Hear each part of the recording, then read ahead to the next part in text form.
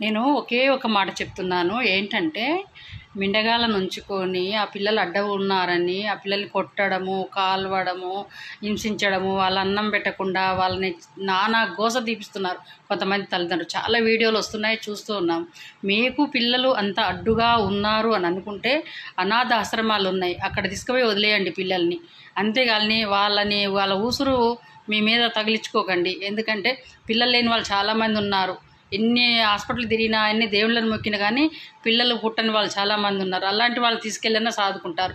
మీకంత కష్టమైతే పిల్లలు మీ సరసాలకి అడ్డం ఉన్నారని అనుకుంటే అనాథాశ్రమాలలో వదిలేయండి పిల్లల్ని.